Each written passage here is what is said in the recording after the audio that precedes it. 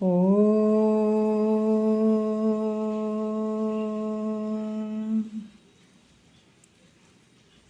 ಗುರುರ್ಬ್ರಹ್ಮ ಗುರುರ್ವಿಷ್ಣು ಗುರುರ್ದೇವೋ ಮಹೇಶ್ವರಃ ಗುರು ಸಾಕ್ಷಾತ್ ಪರಬ್ರಹ್ಮ ತಸ್ಮೈ ಶ್ರೀ ಗುರವೇ ನಮಃ. ಧ್ಯಾನ ಮೂಲ ಗುರುಮೂರ್ತಿ, ಪೂಜ್ಯ ಮೂಲ ಗುರುಪಾದ, ಮಂತ್ರ ಮೂಲ ಗುರುವಾಕ್ಯ, ಮುಕ್ತಿ ಮೂಲ ಗುರುಕೃಪಃ. ಶ್ರೋತ್ರಿಯ ಬ್ರಹ್ಮನಿಷ್ಠ ಸದ್ಗುರು ಬಸವಾನಂದರ ಪಾದಕಮಲಗಳಿಗೂ ಅವರ ಪ್ರತಿರೂಪದಂಥ ನಿಜಗುಣಪ್ಪನವರ ಪಾದಕಮಲಗಳಿಗೂ ನನ್ನ ದೀರ್ಘದಂಡ ಪ್ರಣಾಮಗಳನ್ನು ಸಲ್ಲಿಸುತ್ತಾ, ಸದ್ಗುರು ಮಾರ್ಥಂಡ ಸಾಬಯ ಸದ್ಗುರುಗಳ ಪಾದಕಮಲಗಳಿಗೂ ಹಾಗೂ ರಾಯಪ್ಪ ಸದ್ಗುರುಗಳ ಪಾದಕಮಲಗಳಿಗೂ ನನ್ನ ದೀರ್ಘದಂಡ ಪ್ರಣಾಮಗಳನ್ನು ಸಲ್ಲಿಸುತ್ತಾ, ಗುರು ಸ್ವರೂಪರಾದಂಥ ನನ್ನ ಪತಿದೇವರಿಗೂ ಕೂಡ ನನ್ನ ದೀರ್ಘದಂಡ ಪ್ರಣಾಮಗಳನ್ನು ಸಲ್ಲಿಸುತ್ತಾ, ಮನದಲ್ಲಿ ಸ್ಮರಿಸಿಕೊಳ್ಳುತ್ತಾ, ತಮ್ಮೆಲ್ಲರಿಗೂ ವಂದಿಸುತ್ತಾ, ಇವತ್ತಿನ ನಿಜಗುಣರು ರಚಿಸಿದಂತಹ ಕೈವಲ್ಯ ಪದ್ಧತಿ ಒಳಗೆ ನಾವು ಶಿವಕಾರುಣ್ಯ ಸ್ಥಳದ 5ನೆಯ ಪದವನ್ನು ನಾವು ನೋಡ್ತಾ ಇದ್ದೀವಿ. ಈ ವಿಚಾರದಲ್ಲಿ ಭಾಳಷ್ಟು ವಿಚಾರಗಳನ್ನು ತಿಳಿಸ್ತಾ ಇದ್ದಾರೆ. ಪರಮಾತ್ಮನ ಒಂದು ಶಿವನಾಮದ ಮಹಿಮೆಯನ್ನು ಹೇಳಿದರು. ಶಿವಮಂತ್ರದ ಮಹಿಮೆಯನ್ನೇ ಹೇಳಿ ಇವಾಗ ಶಿವನಾಮದ ಮಹಿಮೆಯನ್ನು ಹೇಳ್ತಾ ಇದ್ದಾರೆ. ಹರನಾಮವನ್ನು ಬಿಡದೆ ಜಪಿಸಬಲ್ಲವರು ಭವ ಮರಣ ಮಾಯ ಕರ್ಮ ಮಲಾಪಾಶ ಬಂದ ಬಹು ದುರಿತ ಸಂಸಾರ ಸಂತಾಪ ಸಂಚಯ ಒಳಿದು ವರಭೋಗ ಮೋಕ್ಷಬಹುದು ಅನ್ನುವಂಥದ್ದು ಇದು 5ನೆಯ ಪದದಲ್ಲಿ ನಡೆದಂಥದ್ದು. ಬಹಳ ಅದ್ಭುತವಾಗಿ ಅವರು ಹೇಳ್ತಾ ಇದ್ದಾರೆ ನಮಗೆ. ನಿನ್ನೆ ಪರಮಾತ್ಮ ಹಾಲಾಹಲ ವಿಷಯವನ್ನು ಯಾಕೆ ಕುಡ್ದ ಅನ್ನುವಂಥದ್ದು ವಿಚಾರ ಬಂತು. ಇವಾಗ ಇಲ್ಲಿ ಏನಂದ್ರೆ ಪಂಚಮುಖ ಏನು ಹೇಳ್ತಾ ಇದ್ದಾರೆ ಹಿಂದಿನ ನುಡಿಯಲ್ಲಿ, ಈ ಒಂದು 1ನೇ ನುಡಿಯಲ್ಲಿ ಹೇಳ್ತಾ ಇದ್ದಾರೆ. ನೋಡೋಣ. ಶಿವ ಮಹಾದೇವ ಶಂಕರ ಶರ್ವ ಪಾರ್ವತಿ ದವನಂದಿವಾಹ ದೇವೇಶಾನುದಕ್ಷವ ಸವನತ ಪಾದಾಂಬೋಜ ನಗಚಾಪ ನಿರ್ಮಲ ನಿರಾತಂಕ ನೀಲಕಂಠ ಭುವನೇಶ ವಿಜಯ ವೇದಾಂಗ ವೈ ಶ್ರವಣ ಸಖ ಪವಮಾನ ಪಂಚಮುಖ ಪಶುಪತಿ ಸಹಸ್ರಾಕ್ಷ ಭವಭರ್ಗ ಬಸಿತಾಂಗ ಬಾಳಲೋಚನ ಮೇರು ಕಾರ್ಮುಖ ಕಪರ್ದಿಯಂದು ಅಂತ ಇದು 1ನೇ ನುಡಿಯಲ್ಲಿ ಹೇಳ್ತಾ ಇದ್ದಾರೆ.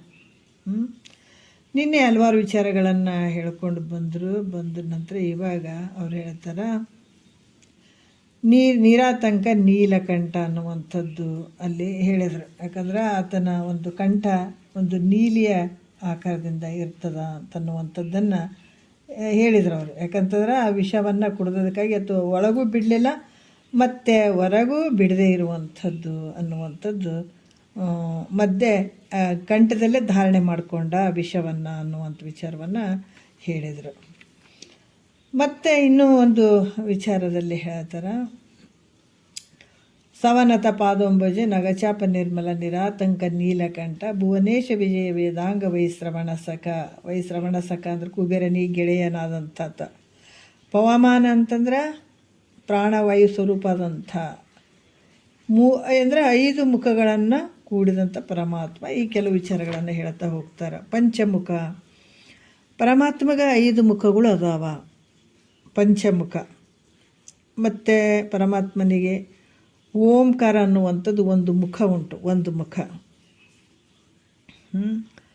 ಮತ್ತು ಹೇಳ್ತಾರೆ ಆ ಮುಖದಿಂದಲೇ ಯಾವುದು ಓಂಕಾರ, ಪರಮಾತ್ಮನಿಗೆ ಓಂಕಾರ ಅನ್ನುವಂಥದ್ದು ಒಂದು ಮುಖ ಐತಲ್ಲ, ಆ ಮುಖದಿಂದನೇ ಈ ಸದ್ಯೋಜಾತ ಅಂದ್ರೆ ಓಂಕಾರದಿಂದನೇ ಇವು 5 ಮುಖಗಳು ಉತ್ಪತ್ತಿ ಆದವು. ವಿಶೇಷ ಐತೆ ನೋಡ್ರಿ, ಓಂಕಾರದಿಂದ 5 ಮುಖಗಳು ಉತ್ಪನ್ನ ಆದವು. ಪರಮಾತ್ಮನ ಒಂದು 5 ಒಂದು ಮುಖ ಓಂಕಾರ ಅನ್ನುವಂಥ ಒಂದು ಮುಖ, ಆ ಮುಖದಲ್ಲಿ 5 ಮುಖಗಳು ಆದವು. ಅದು ಸದ್ಯೋಜಾತ, ವಾಮದೇವ, ಅಘೋರ, ತತ್ಪುರುಷ, ಈಶಾನ್ಯ 5 ಮುಖಗಳು ಅಲ್ಲಿ ಉತ್ಪನ್ನ ಆದವು. ಈ ಪ್ರಕಾರ ಪರಮಾತ್ಮನಿಗೆ ಪಂಚಮುಖಗಳಿರುವುದರಿಂದ ಆತಗೇನಾಯಿತು, ಹೆಸರು ಬಂತು ಪಂಚಮುಖ ಅಂತ ಹೆಸರು ಬಂತು. ಪರಮಾತ್ಮನಿಗೆ ಪಂಚಮುಖ ಅಂತ ಹೆಸರು ಬರೋ ಕಾರಣ ಅಂದರೆ 5 ಹೆಸರುಗಳದಾವ, ಅದಕ್ಕೆ ಆತಗೆ ಪಂಚಮುಖ ಅಂತ ಹೆಸರು ಬಂತು. ಮತ್ತು ಪಶುಪತಿ ಪಶುಪತಿ ಅಂದರೆ ಯಾಕಂದ್ರು ಪರಮಾತ್ಮಗ? ಯಾಕಂದ್ರೆ ಪಶುಪತಿ ಅಂತ ಯಾಕಂದ್ರು ಅಂತಂದ್ರೆ ಈ ಜಗತ್ತಿನಲ್ಲಿರುವಂಥ ಜೀವಿಗಳು, ಇಲ್ಲಿ ಜೀವಿಗಳನ್ನುವಂಥದ್ದೇ ಒಂದು ಪಶುಗಳ ಥರ. ಜಗತ್ತಿನೊಳಗೆ ಈ ಜೀವಿಗಳು ಅನ್ನುವಂಥದ್ದು ಪಶುಗಳು ಇದ್ದಂಗೆ. ಆ ಪಶುಗಳನ್ನು ಪಾಲನ ಮಾಡುವಂಥದ್ರಲ್ಲಿ, ಆ ಒಂದು ಕಾಯುವಂಥದ್ರಲ್ಲಿ, ರಕ್ಷಣೆ ಮಾಡುವಂಥದ್ರಲ್ಲಿ ಪರಮಾತ್ಮನು ಪತಿ ಅಂದ್ರೆ ಒಡೆಯ. ಪಶುಪತಿ ಅಂದರೆ ಪಶುಗಳಿಗೆ ಒಡೆಯನಾದಂಥದ್ದು ಪಶುಪತಿ ಅಂತ. ಇಲ್ಲಿ ಪಶುಗಳು ಯಾರು ಅಂದರೆ ಜೀವಿಗಳು. ಈ ಜೀವಿಗಳಿಗೆ ಒಡೆಯನಾದಂಥದ್ದು ಯಾರು? ಪರಮಾತ್ಮ. ಅದಕ್ಕೆ ಹೆಸರು ಏನು ಬಂತು? ಪಶುಪತಿ ಅಂತ ಹೆಸರು ಬಂತು. ಅದರಿಂದ ಪರಮಾತ್ಮನಿಗೆ ಪಶುಪತಿ ಅಂತ ಕರೆದರು. ಬಸವಣ್ಣವ್ರು ಕೂಡ ಒಂದು ಕಡೆಯಲ್ಲಿ ಹೇಳ್ತಾರೆ, ಅದೇನಂದ್ರೆ ಪಶು ಕೆಸರಿನಲ್ಲಿ ಬಿದ್ದರೆ ಅದು ಎಷ್ಟು ಪ್ರಯತ್ನ ಮಾಡಿದರೂ ಕೂಡ ಯಜಮಾನ ಬಂದು ಅದಕ್ಕೆ ಕೆಸರಿಂದ ತೆಗೆಯೋವರೆಗೂ ಅದು ಹೊರಗೆ ಬರೋಕ್ಕಾಗಂಗಿಲ್ಲ. ಯಾಕಂದ್ರೆ ಬಸವಣ್ಣವ್ರು ಕೂಡ ಹೇಳ್ತಾರೆ ಒಂದು ಕಡೆಯಲ್ಲಿ, ಪಶು ಕೆಸರಿನಲ್ಲಿ ಬಿದ್ದದು ಅದು ಎಷ್ಟು ಪ್ರಯತ್ನ ಮಾಡಿದರೂ ಕೂಡ ಯಜಮಾನ ಬಂದು ಅದನ್ನು ತೆಗೆಯೋವರೆಗೂ ಅದು ಹೊರಗೆ ಬರೋಕ್ಕಾಗಂಗಿಲ್ಲ. ಹಾಗೆ ಈ ಪಶುವಿನ ಸದೃಶ್ಯನಾಗಿ ಇಲ್ಲಿ ನಾವು ಏನು ಈ ಸಂಸಾರ ಅನ್ನುವಂಥ ಕೆಸರಲ್ಲಿ ಬಿದ್ದು ಹೊರಳಾಡ್ತಾ ಇದ್ದೇನೆ. ಏ ದೇವ, ಹೆಂಗ ಅದಕ್ಕೆ ಹೇಳ್ತಾರಲ್ಲ, ಹುಟ್ಟಿನ ದಂಡವಾದೆ ಗುರುವೆ, ಕೆಸರಲ್ಲಿ ಬಿದ್ದ ಹುಳುವಿನಂತಿರುವೆ. ಈಗ ನಾವೆಲ್ಲ ಹೆಂಗಾಗಿದ್ದೀವಿ ಅಂದರೆ ಕೆಸರಲ್ಲಿ ಬಿದ್ದುಬಿಟ್ಟಿದ್ದೀವಿ. ಎಂಥ ಕೆಸರು? ಸಂಸಾರ ಅನ್ನುವಂಥ ಕೆಸರಲ್ಲಿ ಬಿದ್ದು ದಂಡಾಗಿಬಿಟ್ಟದು ನಮ್ಮ ಜೀವನ. ಅದಕ್ಕೆ ಹುಟ್ಟಿನ ದಂಡವಾದೆ ಗುರುವೆ, ಕೆಸರಲ್ಲಿ ಬಿದ್ದ ಹುಳುವಿನಂತಿರುವೆ. ಕೆಸರಲ್ಲಿ ಬಿದ್ದಂಥ ಒಂದು ಪಶು ಐತಲ್ಲ, ಅದು ಹೊರಗೆ ಬರೋಕ್ಕೆ ಆಗಂಗಿಲ್ಲ. ಯಾವಾಗ ಆ ಒಡೆಯ ಬಂತು ಅದನ್ನು ತೆಗಿತಾನೋ ಆವಾಗ ಹೊರಗೆ ಬರ್ತದಲ್ಲ. ಅದೇ ರೀತಿ ಕೂಡಪ್ಪ ನಾ ಈ ಸಂಸಾರ ಅನ್ನುವಂಥ ಕೆಸರಲ್ಲಿ ಬಿದ್ದಿದ್ದೀನಿ. ಈ ಜನನ ಮರಣ ಅನ್ನುವಂಥ ಒಂದು ಕೆಸರು, ಈ ಸಂಸಾರ, ಇದರಲ್ಲಿ ನಾನು ಬಿದ್ದಿದ್ದೀನಪ್ಪ, ಹೊರಳಾಡ್ತಾ ಇದ್ದೀನಿ. ಹೇ ದೇವ, ಈ ಪತಿಯ ಸದೃಶ್ಯನಾಗಿದ್ದಂಥ ನೀನು ಬಂದು ನನ್ನನ್ನು ಎಬ್ಬಿಸುವ ತನಕ ನನಗೆ ಹೇಳಲಿಕ್ಕೆ ಬರೋದಿಲ್ಪ ಅಂತ ಹೇಳ್ತಾ ಇದ್ದಾರೆ ನೋಡ್ರಿ. ನೀನೇ ಬಂದು ನನ್ನನ್ನು ಎಬ್ಬಿಸ್ಬೇಕು. ಎಬ್ಬಿಸಿದಾಗ ಮಾತ್ರ ನನಗೆ ಹೇಳೋಕ್ಕೆ ಸಾಧ್ಯ ಅದ. ಇಲ್ಲಾಂದ್ರೆ ನಾನು ಇದೇ ಕೆಸರಿನಲ್ಲಿ ಬಿದ್ದು ಹೊರಳಾಡ್ತಾ ಇದ್ದೀನಿ ತಂದೆ ಅಂತ ಕೇಳ್ಕೊಳ್ಳುವಂಥದ್ದು. ಅದರಿಂದ ಪರಮಾತ್ಮನು ಜೀವಿ ಕೋಟಿಗಳೆಂಬ ಪಶುಗಳಿಗೆ ಹೆಂಗದನ? ಸದೃಶ್ಯ ಆಗಿದಾನ. ಇವೆಲ್ಲ ಪಶುಗಳಿದ್ದಂಗೆ ಜೀವಿಗಳು. ಆತಗ ಆ ಒಂದು ಪತಿ ಅಂದರೆ ಒಡೆಯ ಆಗಿರುವಂಥದ್ದು. ಅದಕ್ಕೆ ಈತಗ ಏನು ಹೆಸರು ಬಂತು? ಪಶುಪತಿ ಅಂತ ಹೆಸರು ಬಂತು. ಸಕಲ ಜೀವರಾಶಿಗಳಿಗೆ ಆಧಾರವಾಗಿರುವಂಥದ್ದು ಎಲ್ಲವನ್ನು ಅದಕ್ಕೆ ನೋಡ್ರಿ, ಅದಕ್ಕೆ ಹೇಳ್ತಾರಲ್ಲ ಅವರು, ನೀನಿಟ್ಟ ವರವಲ್ಲವೇ ಓ ಸ್ವಾಮಿ ಈ ಹೂ ಹಣ್ಣುಗಳು. ಯಾರ ಸಲುವಾಗಿ ಇಷ್ಟೆಲ್ಲ ಮಾಡೋದಂದರೆ ಈ ಜೀವಿಗಳ ಸಲುವಾಗಿ ಇಷ್ಟೆಲ್ಲ ಇದನ್ನು ಜಗತ್ತಿನಲ್ಲಿ ಹಲವಾರು ಆಹಾರದ ಕ್ರಮಗಳಾಗಿ ಪ್ರತಿಯೊಂದನ್ನು ಇಲ್ಲಿ ವ್ಯವಸ್ಥೆ ಮಾಡಿದಾನೆ ಭಗವಂತ. ಪಂಚಭೂತಗಳು ಇವೆಲ್ಲ ಯಾಕೆ ಉತ್ಪನ್ನ ಆದವು ಅಂದರೆ ಜೀವಿಗಳ ಸಲುವಾಗಿ. ಜೀವಿಗಳ ಸಲುವಾಗಿ ಈ ಜಗತ್ತನ್ನುವಂಥ ಒಂದು ಸಾಮಗ್ರಿಗಳನ್ನು ಮಾಡಿಬಿಟ್ಟಿದ್ದಾನೆ. ಇದನ್ನು ಅನುಭವಿಸ್ಲಿ, ಇಲ್ಲಿ ಅವರು ಇರಲಿ ಅನ್ನುವಂಥ ಭಾವದಲ್ಲಿ ಆತ ಇದನ್ನು ಜಗತ್ತಿನೊಳಗೆ ಹಲವಾರು ಸಾಮಗ್ರಿಗಳನ್ನು ಸೃಷ್ಟಿ ಮಾಡಿದಾನೆ. ಮತ್ತು ಕಾಯ್ತಾನ, ಪಾಲನೆ ಮಾಡ್ತಾನೆ. ಅದಕ್ಕೆ ಇದೀಗ ಪಶುಪತಿ ಅಂತ ಬಂತು. ಮತ್ತು ಇನ್ನು ಹೇಳ್ತಾರ ಈ ಮುಂದಿನ ವಿಚಾರದಲ್ಲಿ ಹೇಳ್ತಾರೆ, ಪಶುಪತಿ ಸಹಸ್ರಾಕ್ಷ ಭವಭರ್ಗ ಬಸಿತಾಂಗ ಬಾಳಲೋಚನ ಮೇರು ಕಾರ್ಮಕ ಕಪರ್ದಿ ಎಂದು ಅಂತ ಇಲ್ಲಿ ವಿಚಾರಗಳನ್ನು ಹೇಳ್ತಾರೆ. ಭರ್ಗ ಅಂದರೆ ತೇಜೋಮೂರ್ತಿಯಾದಂಥ, ಬಸಿತಾಂಗ ಅಂದರೆ ಭಸ್ಮವನ್ನು ಧರಿಸಿದ ದೇಹ ಉಳ್ಳಂಥ, ಬಾಳಲೋಚನ ಅಂದರೆ ಹಣೆಗಳುಳ್ಳಂಥ ಪರಮಾತ್ಮನೇ. ಮೇರು ಕಾರ್ಮುಕ ಅಂದ್ರೆ ಮಹಾಮೇರು ಪರ್ವತವನ್ನು ಧನುಸ್ಸನ್ನಾಗಿ ಧಾರಣ ಮಾಡಿದಂಥ ಪರಮಾತ್ಮನೇ. ಕಪರ್ದಿನಿ ಅಂದರೆ ಜಟಾಧಾರಿ ಆಗಿರುವಂಥ ಪರಮಾತ್ಮನ ವರ್ಣನೆ ಮಾಡ್ತಾರೆ ಅವರು. ನಾವು ಎರಡನೇ ನುಡಿ ನೋಡೋಣ, ಏನು ಹೇಳಿದಾರ. ಸೋಮ ಶಾಂತ ಭಯ ವಿರೂಪಾಕ್ಷ ವಿಶ್ವಾಭಿ ರಾಮ ಗಂಭೀರ ಕಾಲಾರಿ ಕೂಟಸ್ಥ ವಿಭು ವಾಮದೇವ ಘೋರ ಪಂಚಾಕ್ಷರೋಂಕಾರ ತತ್ಪುರುಷ ರುದ್ರಭದ್ರ ಭೀಮ ಸದ್ಯೋಜಾತ ಮೃಡಾಮಹ ಕಾಲಜೀತ ಕಾಮ ಮೃತ್ಯುಂಜಯ ಪುರಾತನ ಪರಾತ್ಪರನಿ ರಾಮಾಯ ಅನಂತ ತೇಜ ರಾಶಿ ಸರ್ವಜ್ಞ ಶಾಶ್ವತ ಕಪಾಲಿ ಎಂದು ಅಂತ ಈಗ ಎರಡನೇ ನುಡಿಯಲ್ಲಿ ಹೇಳ್ತಾರೆ. ಸೋಮ ಎಲ್ಲ ಈ ಒಂದು 108 ನಾಮಾವಳಿ ಬಂದಾವಲ್ಲ, ಪರಮಾತ್ಮನು ಒಂದೊಂದು ಹೆಸರುಗಳು ಆ ಒಂದು ಹಿಂದಿನ ಒಂದು ವಿಚಾರಗಳನ್ನು ಹೇಳ್ಕೊಡ್ತದೆ. ಸೋಮ ಅಂತ ಯಾಕೆ ಬಂತು ಪರಮಾತ್ಮಗೆ ಹೆಸರು ಅಂತಂದ್ರೆ, ಇಲ್ಲಿ ಉಮಾ ಅಂದರೆ ಯಾರು? ಪಾರ್ವತಿ. ಈಕೆಗೆ ಉಮಾ ಅಂತ ಯಾಕೆ ಹೆಸರು ಬಂತಂದ್ರೆ, ಪಾರ್ವತಿ ಪರ್ವತರಾಜನ ಮಗಳು. ಈ ಸಣ್ಣವಳು ಇರಬೇಕಾದ್ರೆ ಪರಮೇಶ್ವರನನ್ನು ಕುರಿತು ತಪಸ್ ಮಾಡ್ಲಿಕ್ಕೆ ಹೊಂಟು ಬಿಟ್ಲಕ್ಕೆ. ಪರ್ವತರಾಜನ ಮಗಳು ಪಾರ್ವತಿ. ಈಕೆ ಏನು ಮಾಡಿದಳು, ಸಣ್ಣಕ್ಕಿದ್ದಾಗೆ ಪರಮಾತ್ಮನ, ಯಾಕಂದ್ರೆ ಹಿಂದಿನ ಸಂಸ್ಕಾರ ಆಕಿ ಈ ದಕ್ಷ ಬ್ರಹ್ಮನ ಯಜ್ಞದಲ್ಲಿ ಹಾರಬೇಕಾದಾಗ ನಾನು ಎಷ್ಟು ಜನ್ಮ ಇರಲಿ ಪರಮಾತ್ಮನ ಹೆಂಡತಿಯಾಗೆ ಹುಟ್ತೀನಿ ಅಂತ ಒಂದು ಸಂಕಲ್ಪ ಮಾಡ್ಕೊಂಡು ಹಾರಿಬಿಟ್ಟಿದಳಾಕಿ. ಆ ಸಂಸ್ಕಾರದಲ್ಲಿ ಇತ್ತಕೀಗೆ. ಅವಳು ಚಿಕ್ಕವಳು ಇರಬೇಕಾದಾಗೆ ಏನಾಯಿತು, ಪರಮಾತ್ಮನನ್ನು ಕುರಿತು ತಪಸ್ ಮಾಡೋಕ್ಕೆ ಹೊಂಟ್ಲು ಪಾರ್ವತಿ.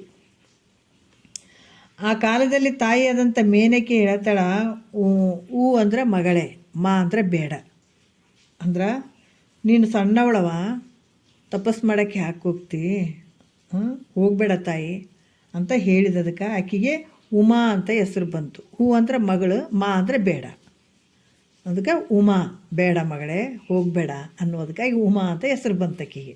ಯಾರಿಗೆ? ಪಾರ್ವತಿಗೆ. ಮತ್ತು ಇಂತಹ ಒಂದು ಉಮಾ ಅಂದರೆ ಪಾರ್ವತಿಯಿಂದ ಕೂಡಿದಂಥ, ಪಾರ್ವತಿಯ ಸಮೇತವಾಗಿರುವಂಥ ಪರಮಾತ್ಮನಿಗೆ ಏನು ಹೆಸರು ಬಂತು? ಸೋಮ ಅಂತ ಹೆಸರು ಬಂತು. ಈ ರೀತಿಯಾಗಿ ಪರಮಾತ್ಮಗೆ ಸೋಮ ಅಂತ ಹೆಸರು ಬಂತು. ಮತ್ತು ವಿರೂಪಾಕ್ಷ, ಮತ್ತು ಇಲ್ಲಿ ಕೂಡ ಹೇಳ್ತಾರೆ ಏನಂತಂದ್ರೆ ಶಾಂತ. ಶಾಂತ ಅಂದರೆ ಭಾಳ ಸಮಾಧಾನ ರೀತಿಯಾಗಿರುವಂಥ ಪರಮಾತ್ಮ. ಅಭಯ, ಶಾಂತ ಭಯ. ಶಾಂತ ಭಯ ಅಂದ್ರೆ ಶಾಂತ ಭಯ. ಅಭಯ ಅಂತಂದ್ರೆ ಅಭಯ ಹಸ್ತವುಳ್ಳಂಥವ್ನು, ಕೇಳಿದಂಥವ್ರಿಗೆ ಕೊಡುವಂಥದ್ದು. ಈ ರೀತಿಗೆ ಅಭಯ ಇರುವಂಥವನು, ಭಯರಹಿತನಾಗಿ ಮಾಡುವಂಥ ಒಂದು ವಿಚಾರವುಳ್ಳಂಥ ಪರಮಾತ್ಮ ಅಭಯ. ಅಭಯ ಹಸ್ತವುಳ್ಳಂಥ ಪರಮಾತ್ಮನೇ. ವಿರೂಪಾಕ್ಷ ಅಂತ ಬಂತು. ವಿರೂಪಾಕ್ಷ ಅಂತ ಯಾಕೆ ಕರೆದ್ರು ಪರಮಾತ್ಮಗೆ ಅಂದ್ರೆ, ಪರಮಾತ್ಮಗೆ 3 ಕಣ್ಣುಗಳು ಅದಾವೆ. ಅವು ಯಾವ ಅಂತಂದ್ರೆ, ಒಂದು ಚಂದ್ರ ನೇತ್ರ, ಒಂದು ಸೂರ್ಯ ನೇತ್ರ, ಒಂದು ಅಗ್ನಿ ನೇತ್ರ. ನೋಡ್ರಿ, ಯಾಕಂದ್ರೆ ಒಂದು ಚಂದ್ರ ನೇತ್ರ, ಒಂದು ಅಗ್ನಿ ನೇತ್ರ ಇರುವಂಥದ್ದು 3. ಸೂರ್ಯ ನೇತ್ರ. ಈ ಚಂದ್ರ ನೇತ್ರ ಹೆಂಗೈತಪ್ಪ ಅಂದ್ರೆ ತಂಪಾಗಿರುವಂಥದ್ದು. 3 ಕಣ್ಣು ಅದಾವ ಪರಮಾತ್ಮಗೆ, ನೇತ್ರ 3 ಅದಾವ. ಒಂದು ನೇತ್ರ ಹೆಂಗೈತಪ್ಪ ಅಂದ್ರೆ, ಚಂದ್ರದ ನೇತ್ರ ತಂಪಾಗಿ ಇರುವಂಥದ್ದು, ತಂಪು ಮಾಡುವಂಥದ್ದು. ಮತ್ತು ಸೂರ್ಯ ನೇತ್ರ ಹೆಂಗದಂದ್ರೆ ಪ್ರಕಾಶತೆಯನ್ನು ಮಾಡುವಂಥದ್ದು. ಮತ್ತು ಅಗ್ನಿ ನೇತ್ರ ಅಂದ್ರೆ ಅದು ಏನೇ ಎದುರುಗಡೆ ಇರಲಿ ಸುಟ್ಟು ಭಸ್ಮ ಮಾಡುವಂಥ ಶಕ್ತಿ ಪರಮಾತ್ಮಗೆ ಐತೆ. ಅದಕ್ಕೆ ಮನ್ಮಥನ ಸುಟ್ಟು ಭಸ್ಮ ಮಾಡಿದ ನೋಡಿ ಅಗ್ನಿ ನೇತ್ರದಿಂದ. ಈ ರೀತಿಯಿಂದ ಕೂಡಿದಂಥದಕ್ಕಾಗಿ ಈತಗ ವಿರೂಪನಾಗಿದ್ದಾರೆ. ಈತಗ 3 ನೇತ್ರಗಳಿಂದ ಕೂಡಿದದಕ್ಕಾಗಿ ವಿರೂಪಾಕ್ಷ ಅಂತ ಹೆಸರು ಬಂತು ಪರಮಾತ್ಮಗೆ. ಮತ್ತು ಕಾಲಾರಿ ಅಂತಂದ್ರೆ ಇಲ್ಲಿ ಏನು ಹೇಳಿದಾರ, ವಿರೂಪಾಕ್ಷ ವಿಶ್ವಾಭಿರಾಮ. ವಿಶ್ವಾಭಿರಾಮ ಅಂದರೆ ಜಗತ್ತಿಗೆ ಮನೋಹರವಾದಂಥ, ಗಂಭೀರ ಅಂದ್ರೆ ಉರ್ಗನಾದಂಥ. ಕಾಲಾರಿ ಅಂದರೆ ಯಮನಿಗೆ ವೈರಿ ಆದಂಥದ್ದು ಪರಮಾತ್ಮ. ಹೆಂಗ್ರಿ ಅಂತಂದ್ರೆ, ಈ ಯಮಧರ್ಮನಿಗೆ ವೈರಿ ಆದಂಥ, ಕಾಲನಿಗೆ ವೈರಿ ಅಂತ. ಕಾಲ ಏನು ಮಾಡ್ತಾನೆ? ಎಲ್ಲರನ್ನ ಸಂಹಾರ ಮಾಡ್ತಾನೆ. ಯಾರು?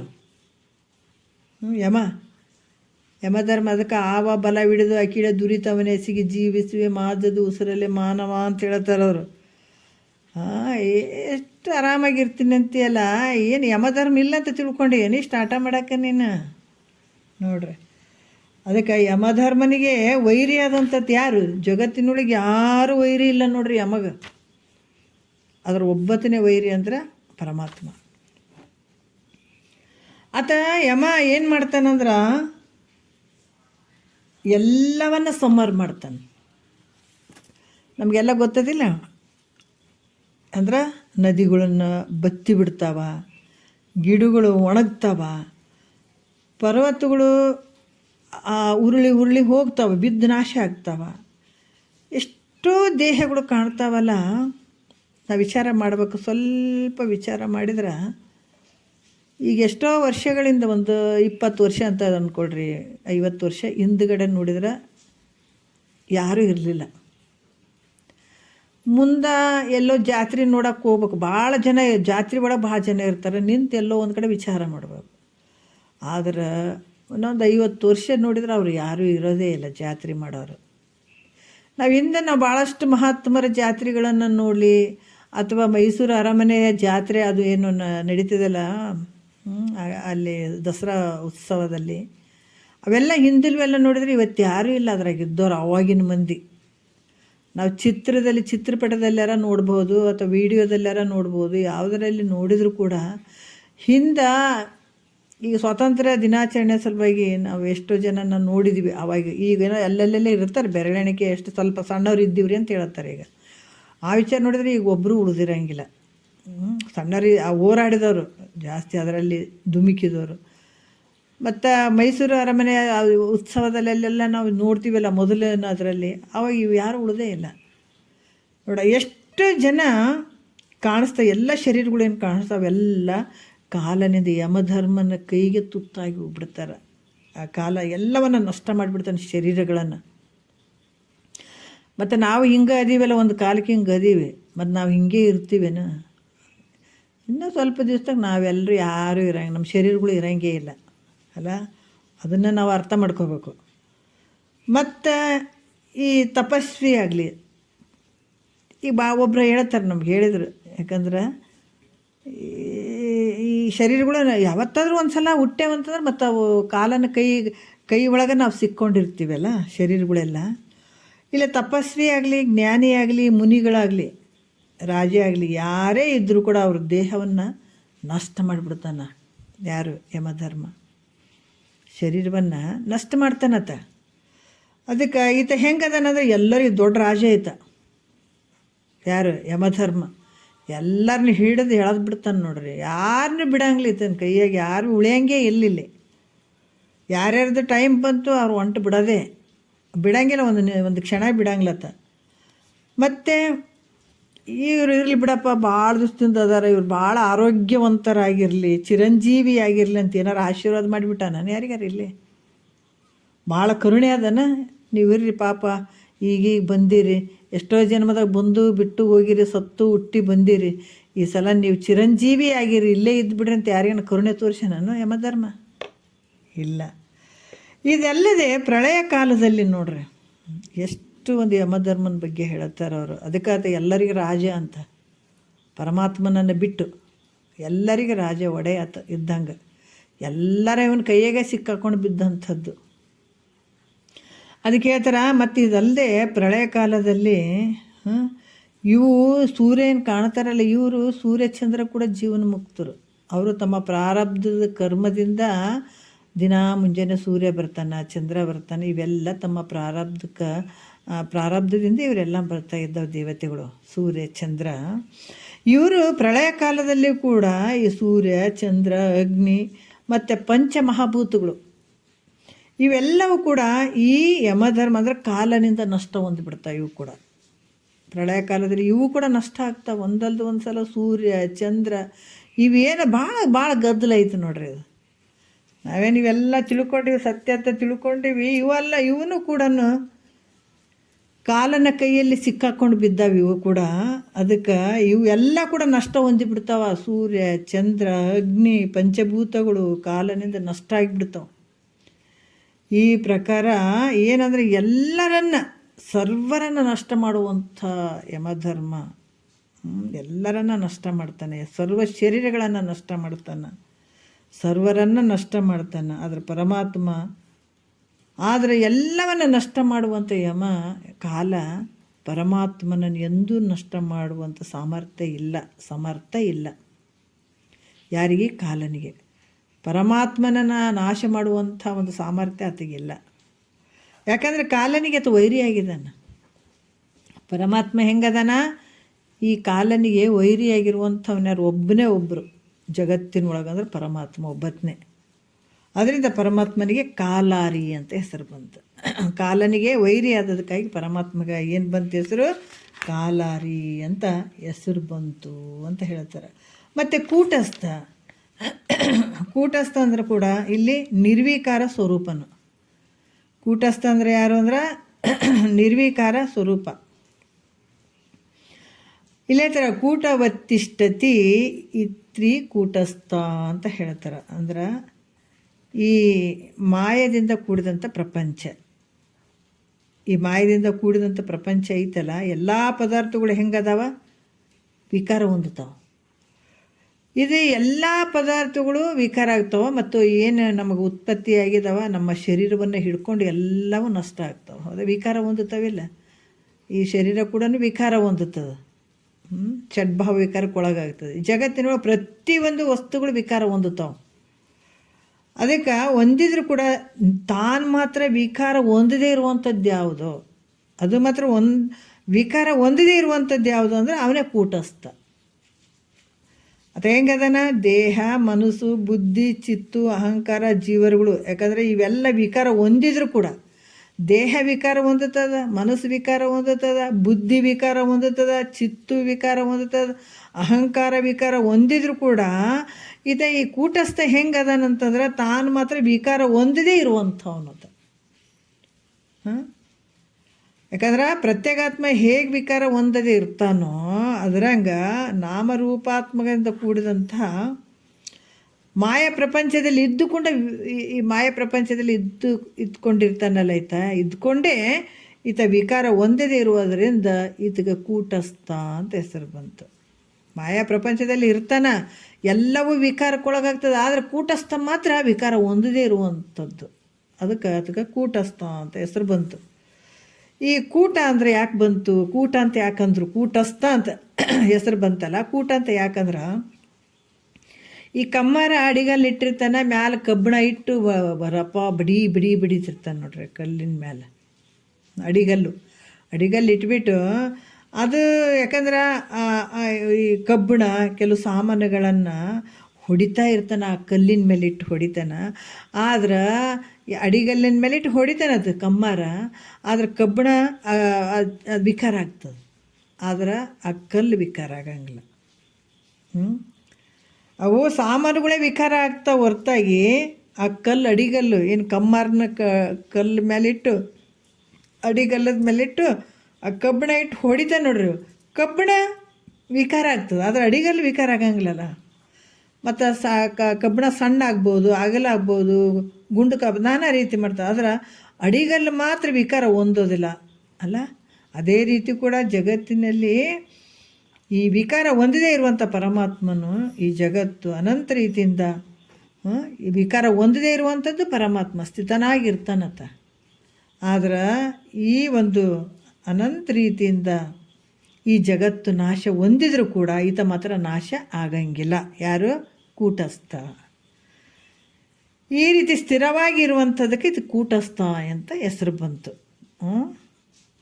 ಈ ಒಂದು ಜಗತ್ತಿನೊಳಗೆ ಜಗತ್ತು ವಿಕಾರ ಆದರೂ ಕೂಡ ಅದಕ್ಕೆ ಜಗತ್ತಿನಲ್ಲಿ ಈ ಕೂಟಸ್ಥ ಅನ್ನುವಂಥ ಯಾವತ್ತೂ ವಿಕಾರ ಆಗಂಗಿಲ್ಲ ಅನ್ನುವಂಥದ್ದು ಪರಮಾತ್ಮ. ಕೂಟಸ್ಥ ಅಂದರೆ ಪರಮಾತ್ಮನೇ ಈ ಪರಮಾತ್ಮನು ಆತನೇ ಕೂಟಸ್ಥ ಅಂತ ಕೂಡ ಹೇಳ್ತಾರೆ. ಅದಕ್ಕೆ ಪರಮಾತ್ಮ ಕೂಟಸ್ಥ ಅಂತ ಕೂಡ ಹೇಳ್ತಾರೆ. ಮತ್ತಿದು ಆತ ಎಲ್ಲಿ ಅಂದರೆ ಮಾಯದ ಒಂದು ಜಗತ್ತಿನೊಳಗೆ ಇದ್ದರೂ ಕೂಡ ಈ ಮಾಯದ ಒಂದು ಜಗತ್ತು ವಿಕಾರ ಆದರೂ ಕೂಡ ಆತ ಮಾತ್ರ ವಿಕಾರ ಆಗಂಗಿಲ್ಲ. ಹಿಂಗೆ ತಿಳ್ಕೊಬೇಕು. ಈ ಪಂಚಾಕ್ಷರ ಅಂತ ಯಾಕೆ ಬಂತು ಶಿವನಿಗೆ ಹೆಸರು ಅಂದರೆ ಭಾಳ ಅದ್ಭುತವಾಗಿ ಹೇಳ್ತಾರೆ. ಪರಮಾತ್ಮಗೆ ಒಂದು ಮುಖ ಅಂತ ಹೇಳಿದ್ರು ನೋಡ್ರಿ. ಒಂದು ಮುಖ ಐತೆ, ಯಾವುದು, ಓಂಕಾರ ಅನ್ನುವಂಥದ್ದು ಒಂದು ಮುಖ. ಈ ಮುಖದಿಂದ 5 ಮುಖಗಳು ಉತ್ಪನ್ನ ಆದವು, ಹೌದಲ್ಲ.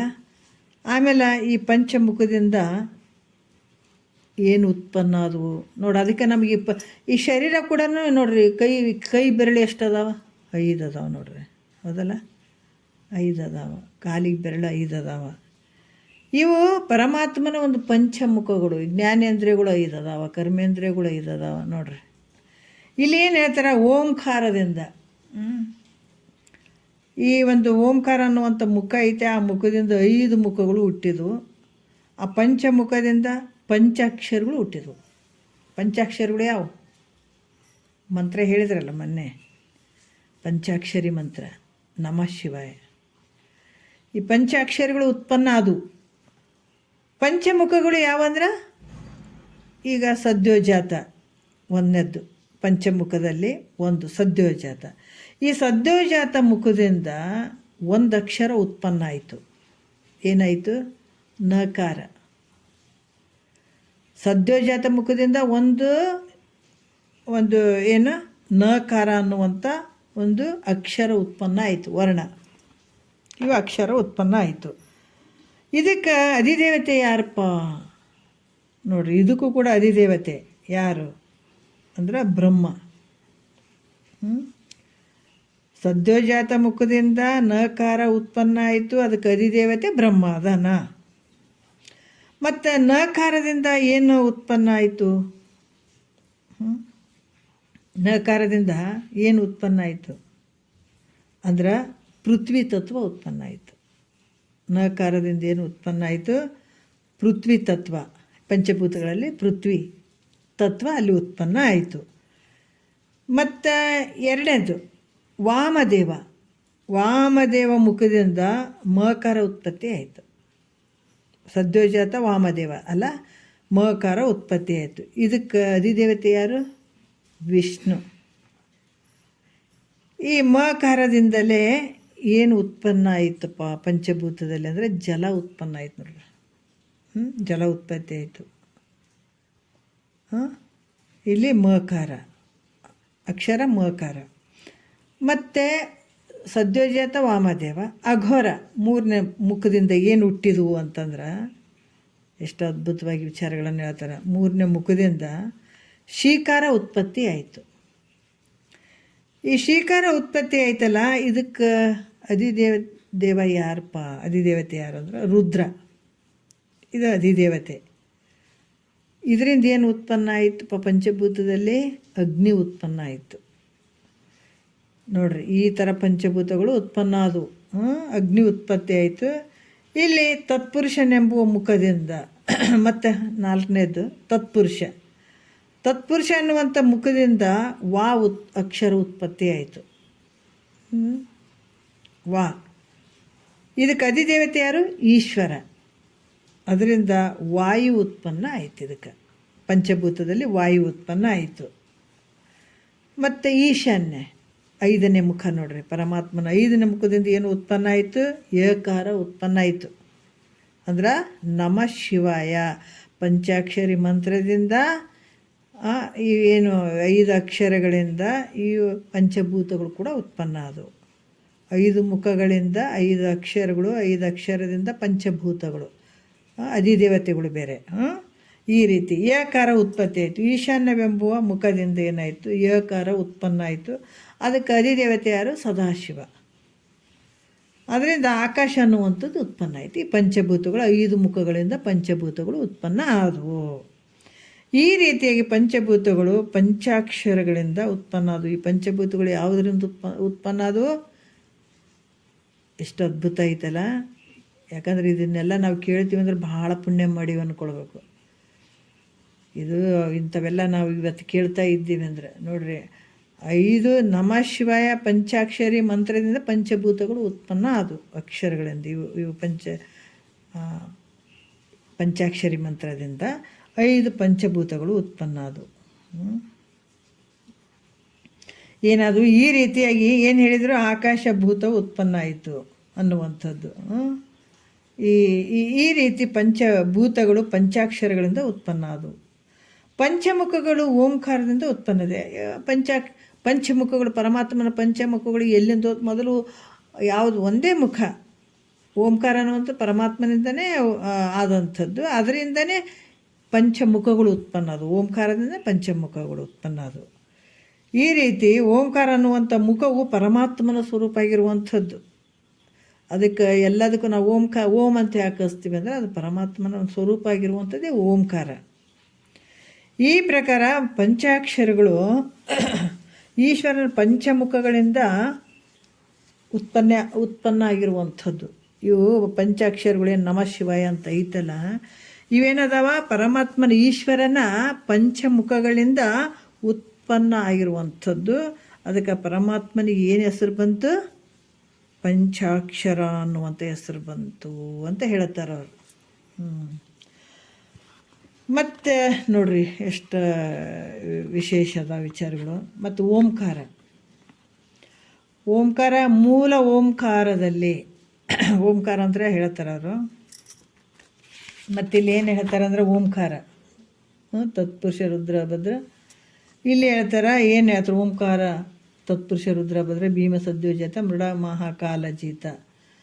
ಮತ್ತು ಇಲ್ಲಿ ಓಂಕಾರದ ಬಗ್ಗೆ ಹೇಳ್ತಾರೆ. ಮೂಲ ಓಂಕಾರದಲ್ಲಿ ಅಕಾರ ಉಕಾರ ಮಕಾರ ಅರ್ಧ ಮಾತ್ರೆ, ಈ 4 ಮಾತ್ರೆಗಳು ಉತ್ಪನ್ನ ಅದು. ಓಂಕಾರದಲ್ಲಿ ಅಕಾರ ಉಕಾರ ಮಕಾರ ಅರ್ಧ ಮಾತ್ರೆ, ಈ ಮಾತ್ರ ಅನ್ನುವಂಥದ್ದು ಉತ್ಪನ್ನ. 4 ಮಾತ್ರೆಗಳು ಉತ್ಪನ್ನ ಅದು. ಈ ಬ್ರಹ್ಮನಲ್ಲಿ ತೋರಿದಂಥದ್ದು ವಿರಾಟ.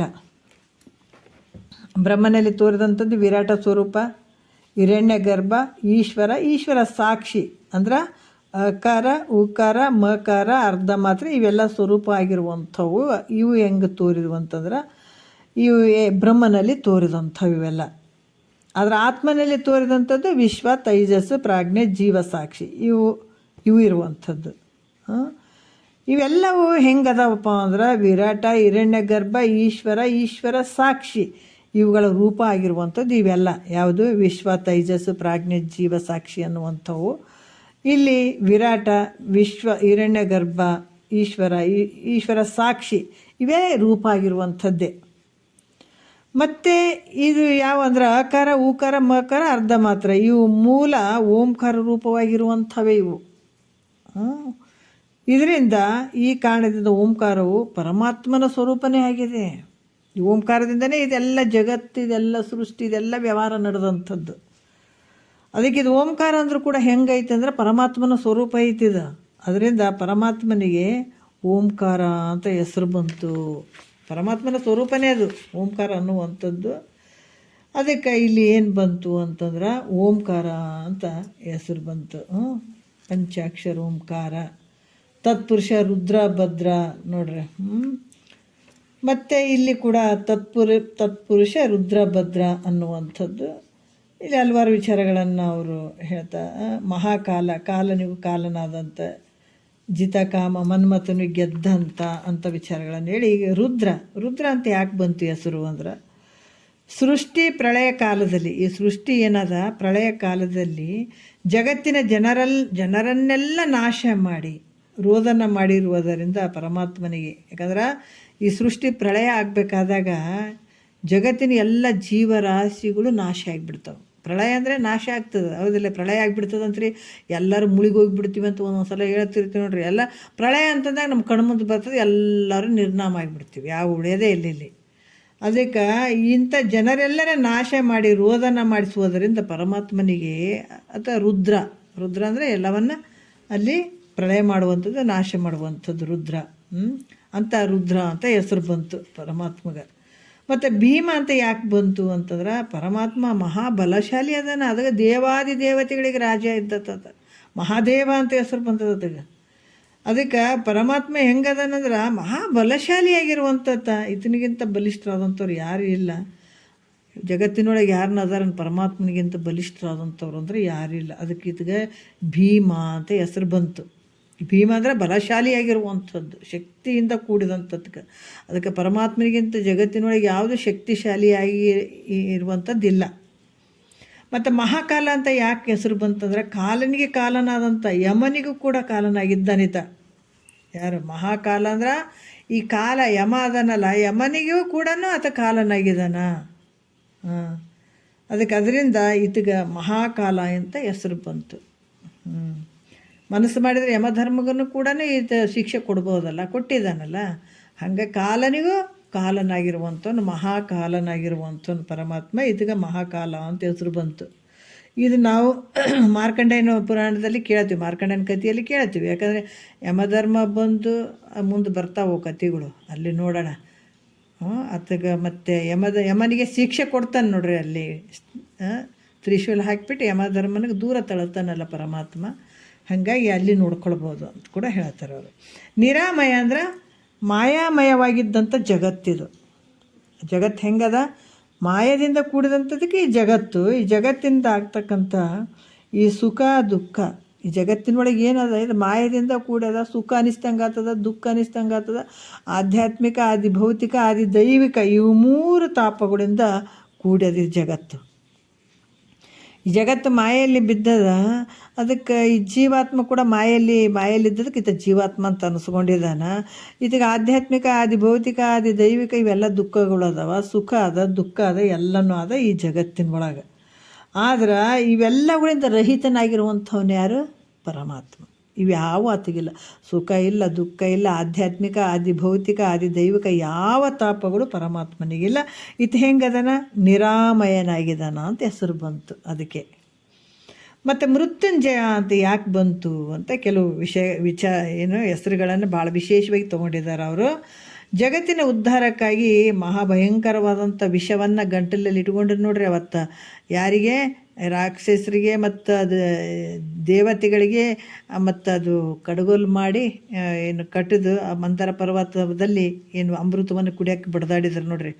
ಆ ಟೈಮ್ನಲ್ಲಿ ಅದು ಆದಿಶೇಷ ವಿಷವನ್ನು ಕಾರಿದಾಗ ಆ ವಿಷವನ್ನು ಕುಡಿದಂಥ ಪರಮಾತ್ಮ ಆ ವಿಷವನ್ನು. ಯಾಕಂದರೆ ಜಗತ್ತು ನಷ್ಟ ಆಗಿಬಿಡ್ತದಲ್ಲ, ಜಗತ್ತಿನ ಉದ್ಧಾರ ಆಗಬೇಕು, ಜಗತ್ತಿನ ನಾಶ ಆಗ್ತದಂತ ಆ ಭಯದಿಂದ ಆ ವಿಷವನ್ನು ಪಾನ ಮಾಡಿದ ಪರಮಾತ್ಮ.